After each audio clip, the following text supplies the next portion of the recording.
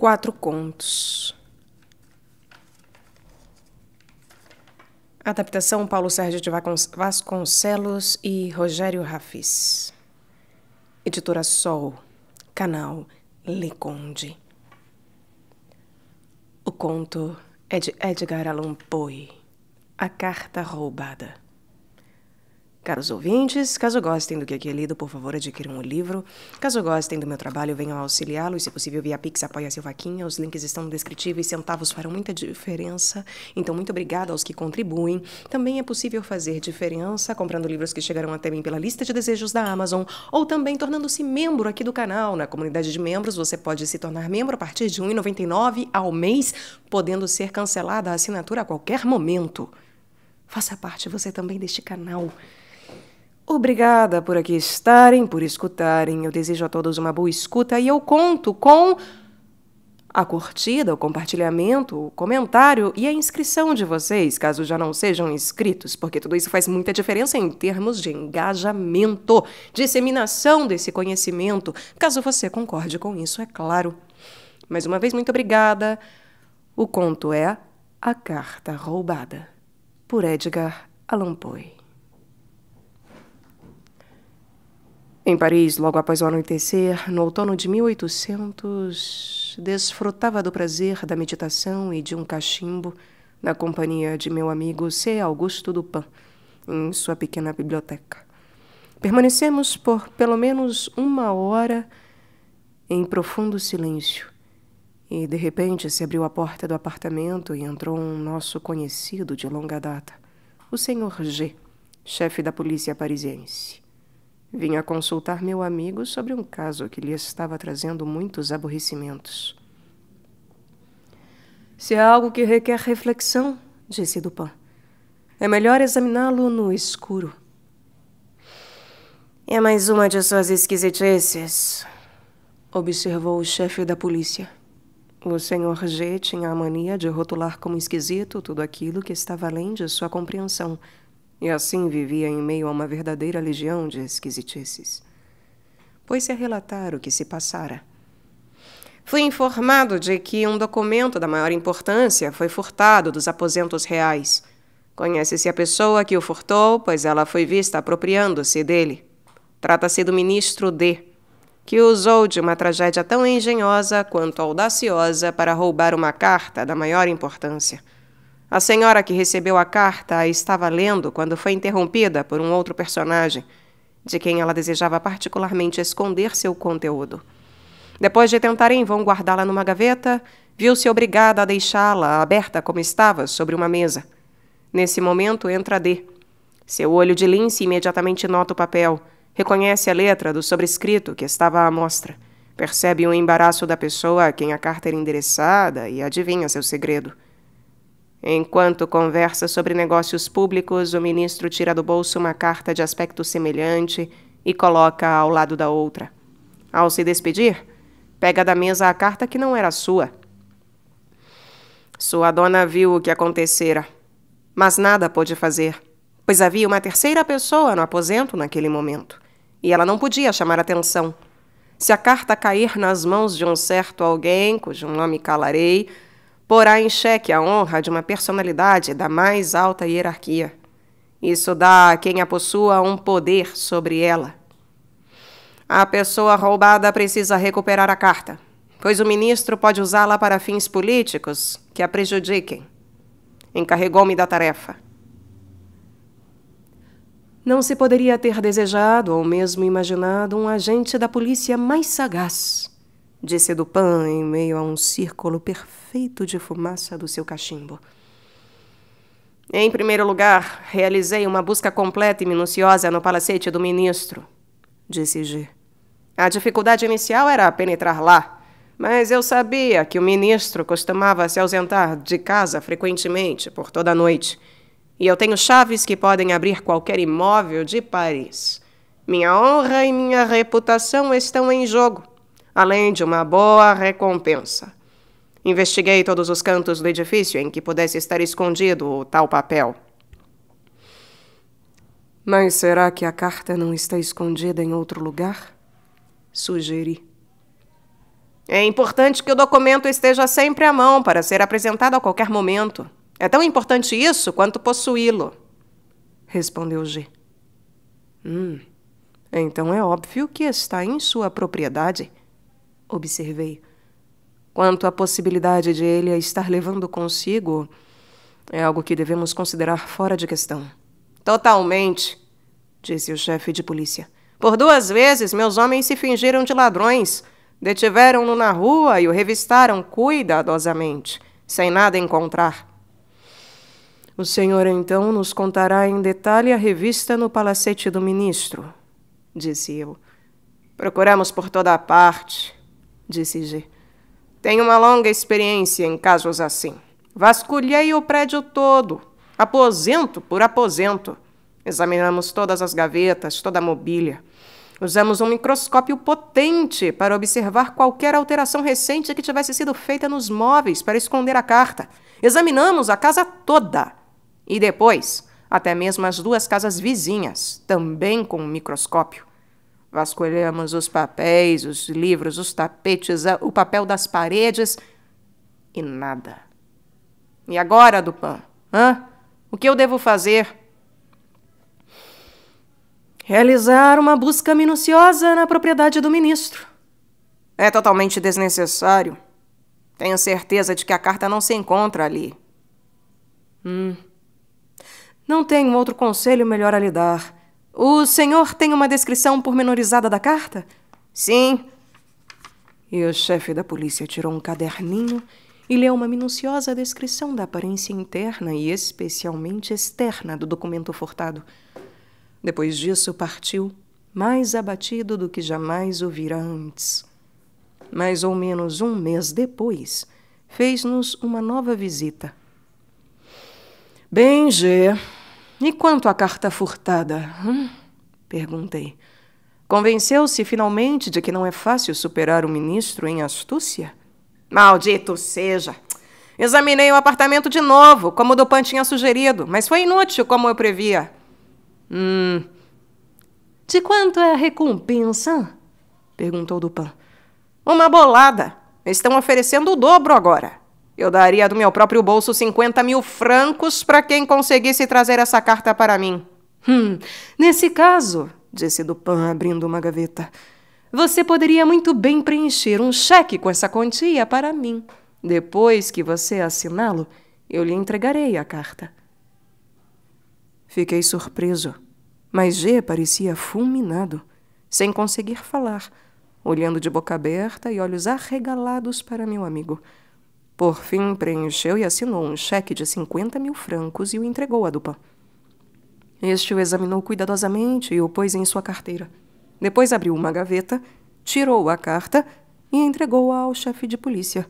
O senhor G agarrou-a com mãos trêmulas. Leu rapidamente seu conteúdo e, precipitando-se para a porta, saiu, sem ter pronunciado uma sílaba sequer. Quando ele partiu, Dupin se pôs a me explicar como recuperara a carta. As medidas que o chefe de polícia adotou eram boas e foram bem executadas. Se a carta estivesse ao alcance de sua busca, teriam-na encontrado. Eu ri, mas Dupin parecia dizer tudo aquilo com seriedade. As medidas eram boas, mas não se aplicavam ao caso e ao homem em questão. O chefe de polícia erra muitas vezes por ser ora demasiado profundo, ora demasiado superficial. Falta-lhe entender a mente de seu antagonista e identificar-se com ela, avaliar com precisão o espírito do seu adversário. O chefe de polícia e seus homens só se interessam por suas próprias ideias sagazes. Quando pensam na astúcia dos outros, levam em consideração só a sua própria astúcia. É por isso que um criminoso que tem uma esperteza diferente, acima ou mesmo abaixo da deles, consegue enganá-los direitinho. Veja o caso da busca no apartamento de D. O chefe de polícia partiu do princípio de que todos os homens procuram esconder uma carta roubada num esconderijo supostamente difícil de ser descoberto. Um canto da casa, uma fresta, um buraco num móvel. Mas só mentes comuns agem assim, pois a descoberta do objeto roubado fatalmente virá, só dependendo de cuidado, paciência e obstinação da parte dos que estão procurando. G subestimou a astúcia do ministro. Conheço-o bem. Sua ausência de casa à noite era planejada. Tinha por objetivo dar a oportunidade de fazerem a revista em seu apartamento e assim convencer de que a carta não se encontrava lá. D sabia que todos os cantos de seu imóvel seriam vasculhados e examinados pelo microscópio da polícia. Não, o caso era claro. E por ser tão claro e simples, confundiu G. Em nenhum momento sequer lhe passou pela cabeça que o ministro tivesse colocado a carta bem debaixo do nariz de todo mundo, impedindo dessa forma que alguém a visse. Comecei a desconfiar que o ministro tinha usado um método sagaz para esconder a carta. Não a esconder. Com tais ideias fui até D, depois de colocar um par de óculos verdes. Encontrei-o em sua casa bocejando no ócio. Ele é talvez o mais ativo dos homens vivos, mas somente quando ninguém o está vendo. Queixei-me da minha vista fraca e lamentei a necessidade dos óculos. Com esse expediente, pude passar em revista cuidadosamente todo o apartamento enquanto dava a impressão de estar atento ao que o ministro dizia. Prestei uma atenção especial numa grande escrivaninha, junto à qual ele estava sentado e sobre a qual estavam espalhados confusamente algumas cartas e outros papéis, 1 ou 2 instrumentos musicais e alguns poucos livros. Depois de um exame circunstanciado, não vi nada que despertasse suspeita. Finalmente, meus olhos caíram sobre um porta-cartões. Uma caixinha com 5 ou 6 cartões de visita e uma carta solitária. Esta estava muito suja e amarrotada, e quase rasgada ao meio, como se tivesse havido uma primeira intenção de rasgá-la completamente como coisa sem importância. Assim que lancei os olhos para ela, concluí que se tratava da carta que eu buscava. Era radicalmente diferente daquela descrita tão minuciosamente pelo chefe de polícia. O sobrescrito original fora substituído. Era dirigido ao ministro com letra pequena e feminina. Só o tamanho coincidia. As diferenças tão radicais O estado da carta, tão incoerente com os hábitos metódicos do ministro e denunciando a intenção de sugerir a insignificância do documento, isso tudo, mais a posição em que se encontrava, totalmente à vista de qualquer visitante, confirmava a minha suspeita. Depois de prolongar a conversa com o ministro para poder melhor observar a carta e certificar-me de que era de fato o documento furtado, despedi-me, deixando no apartamento a minha tabaqueira de ouro sobre a mesa. Na manhã seguinte, voltei para buscá-la e retomei a conversa que tínhamos travado no dia anterior. De repente, ouviu-se um tiro, como que de pistola, logo abaixo das janelas do prédio. Seguiram-se gritos horríveis e o clamor de uma multidão aterrorizada. D correu para observar o que estava acontecendo. Eu caminhei até o porta-cartões, tirei a carta, guardei-a em meu bolso e em seu lugar coloquei uma de aparência exatamente igual, ao menos externamente.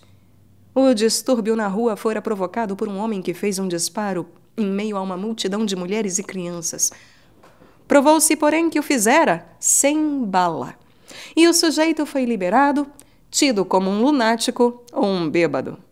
O suposto lunático era um homem pago por mim. Mas por que você colocou uma carta parecida com a outra no mesmo lugar? Não teria sido melhor se apoderar dela abertamente e partir? Perguntei. D é um homem violento e agressivo. Em sua casa há criados dispostos a defender seus interesses. Se eu tivesse feito a loucura que você sugere, talvez jamais tivesse saído vivo dali. O bom povo de Paris talvez não ouvisse mais falar de mim.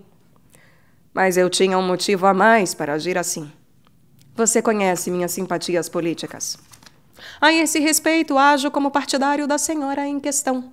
Ela agora tem o ministro em seu poder, já que, não sabendo que não possui mais a carta, ele agirá como se a tivesse ainda. Isso levará fatalmente à destruição política. No presente caso, não tenho nenhuma compaixão por aquele que vai cair em desgraça. Um gênio sem caráter nenhum. Mas confesso que gostaria muito de saber o que lhe passará pela mente quando, desafiado a mostrar a carta pela pessoa que ele tenta chantagear, vir-se obrigado a abrir a que eu lhe deixei em seu porta-cartões. Como? Você escreveu algo de especial nela?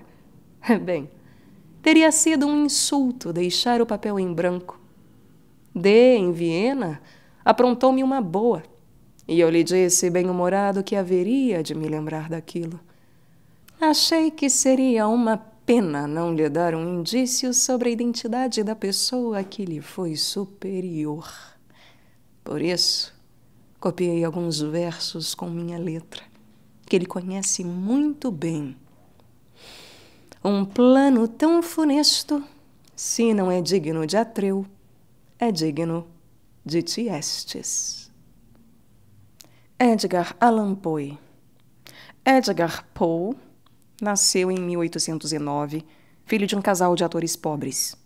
Criado, mas não adotado, pelo rico comerciante John Allan, de quem adotaria o nome, teve uma educação primorosa e foi desde cedo notado pelo talento extraordinário associado a um caráter difícil e rebelde, causa de sua expulsão de vários colégios.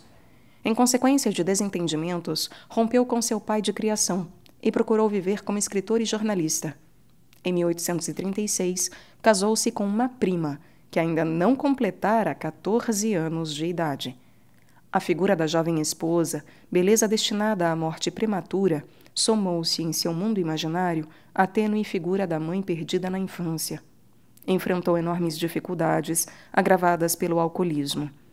Sua vida trágica encerrou-se cedo. Em 1849, 2 anos depois do falecimento de sua mulher, ele morreu, aos 40 anos, em circunstâncias misteriosas.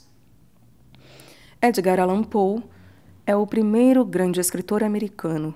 Escreveu poemas, contos, um romance e crítica literária, e em todos esses gêneros deixou a marca de sua genialidade.